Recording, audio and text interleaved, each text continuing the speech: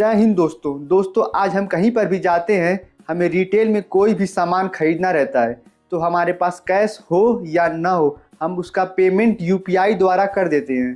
पहले ये सुविधाएं बस भारत में ही मिलती थी, लेकिन अब धीरे धीरे श्रीलंका, नेपाल, फ्रांस, यूएई जैसे तमाम देशों में अब धीरे धीरे इसका प्रचलन बढ़ रहा है। और ये ट्रांजैक्शन इतनी बढ़ गई है कि आरबीआई गवर्नर के अनुसार हर महीने करीब 100 अरब रुपए तक यूपीआई द्वारा ट्रांसफ़र किया जाता है। तो ये सब पॉसिबल कैसे हुआ कि हम क्यूआर कोड को स्कैन करके पेमेंट कर देते हैं, मोबाइल नंबर के द्वारा डायरेक्ट पेमेंट कर देते हैं, फिंगर लगाकर भी पेमेंट हो जाता है, मिस कॉल मारकर भी पेमेंट हो जाता है, फीचर फ़ोन के द्वारा भी पेमेंट हो जाता है। तमाम ऐसी सुविधाएं उपलब्ध हैं जिससे हम अपना आसानी से पेमेंट कर देते हैं। और ये सब पॉसिबल कैसे हुआ कि दुनिया का सबसे बेहतरीन ऑनलाइन पेमेंट सिस्टम भारत के पास है। जब भी टूरिस्ट भारत में आते हैं और वो यूपीआई द्वारा वो पेमेंट सिस्टम देखते हैं तो वो बहुत खुश होते हैं। तो आखिर यूपीआई पेमेंट सिस्टम लाया किसने? हमारे डेटा को सेफ रखने की जिम्मेदारी किसके हाथ में है? पेटीएम से ऐसी क्या खता हो गई कि आरबीआई को भी बड़ा एक्शन लेना पड़ा? आइए इन्हीं सब सवालों का जवाब ढूंढते हैं और समझते हैं।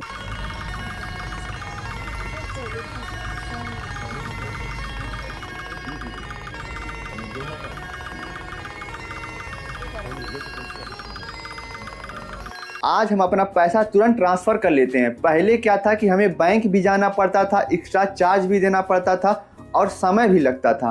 और एक्स्ट्रा चार्ज देने की सबसे बड़ी वजह ये थी कि हर बैंक अपने ग्राहकों का डेटा किसी दूसरे बैंक से शेयर नहीं करता था। उसे दूसरे बैंक में पैसा ट्रांसफ़र करने के लिए लंबे प्रोसेस से गुजरना पड़ता था और उन्हें भी एक्स्ट्रा चार्ज देना पड़ता था, जिसका बोझ पूरा ग्राहकों पर आता था, क्योंकि वो आरबीआई से पहले आरबीआई को पूरा डाटा भेजते थे।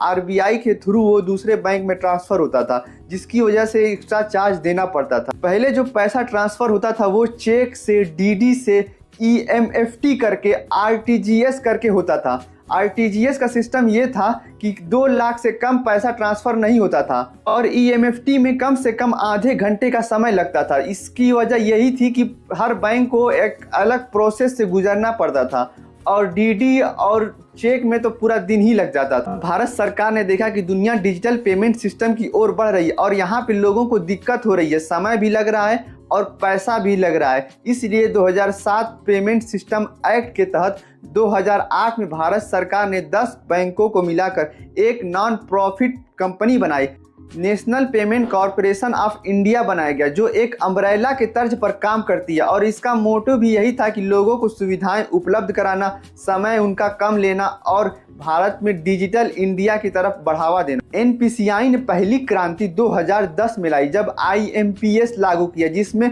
रजिस्टर्ड मोबाइल नंबर के द्वारा 2 लाख तक का पेमेंट तुरंत ट्रांसफ़र होने लगा।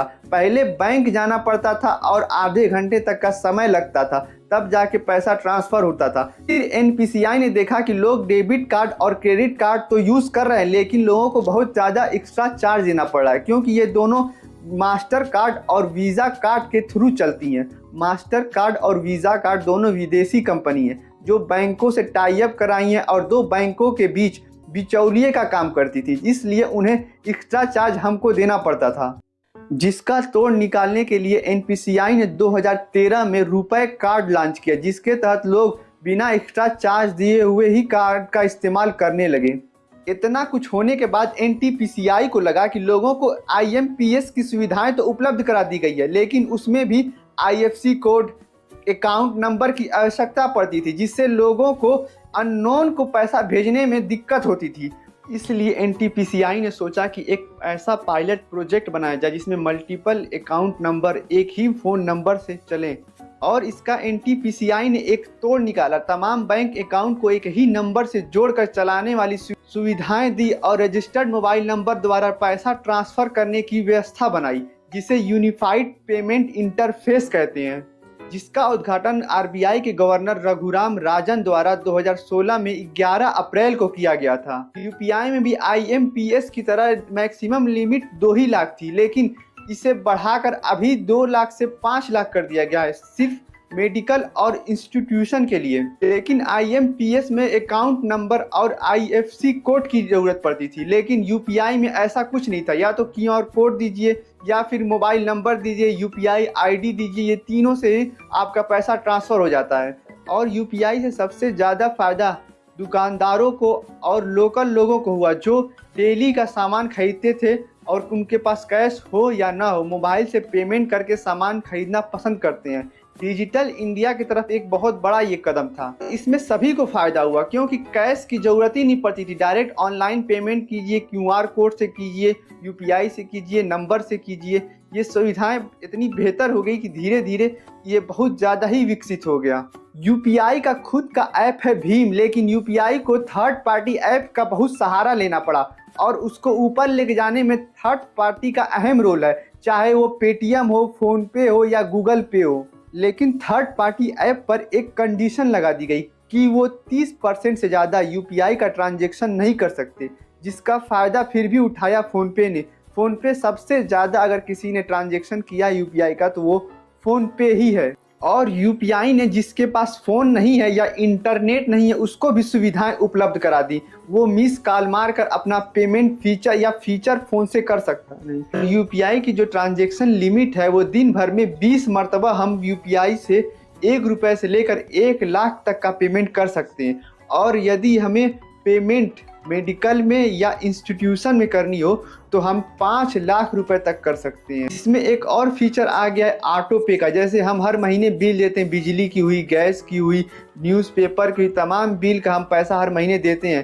क्रेडिट कार्ड हुआ, कुछ इसमें याद रहता है, कुछ नहीं याद रहता है, तो उसके लिए ऑटो पे सिस्टम आ गया है। हमारे अकाउंट से डायरेक्ट पैसा ऑनलाइन ही कट जाएगा। एक फीचर आ गया UPI लाइट, जिसमें 10 रुपये से लेके 2000 तक हम बिना पिन डाले अपना पेमेंट कर सकते हैं। दोस्तों, हमारे देश में बहुत सारे लोग फीचर फ़ोन यूज़ करते हैं। उनके लिए NPCI ने नया जुगाड़ लेके आया, जिसमें बिना इंटरनेट के मिस कॉल मार करके या फिर IVR नंबर पर कॉल करके अपना पेमेंट कर सकते हैं।